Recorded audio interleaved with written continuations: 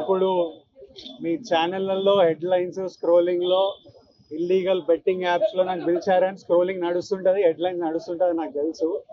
కానీ ఫస్ట్ దాన్ని gaming apps clarification గురించి విజయ్ దేవరకొండని పిలిచారు అని ఫస్ట్ ఆ హెడ్లైన్ మీరు నా గురించి మార్చాలి. ఎందుకంటే బెట్టింగ్ యాప్స్ ఇన్వెస్టిగేషన్ తప్పకుండా నడుస్తుంది. కానీ మనని పిలిచింది వాళ్ళకు కూడా తెలియదు మన పేరు ఎందుకు వచ్చిందో. బట్ మన పేరు వచ్చినందుకు వాళ్ళు వెరిఫికేషన్ చేసుకొని వాళ్ళ డెలిజెన్స్ తీసుకోవాలి. మనం చేసింది గేమింగ్ యాప్స్కి ఎండోర్స్మెంట్. గేమింగ్ యాప్కి బెట్టింగ్ యాప్కి అసలు సంబంధమే లేదు.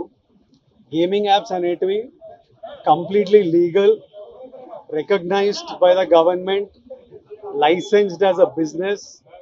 వాళ్ళకి జిఎస్టీలు, టీడీఎస్లు, కంపెనీలు, it's fully registered, recognised by Supreme Court and various state governments.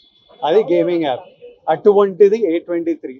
ఇప్పుడు క్విక్గా డౌట్ ఉన్న వాళ్ళకి క్విక్గా మీరు గూగుల్లోకి వెళ్ళి టాప్ గేమింగ్ యాప్స్ అని కొడితే కొన్ని వస్తాయి. A23తో సహా My11 Circle, Dream11, MPL, జుపీ ఇట్లాంటివి కొన్ని వస్తాయి.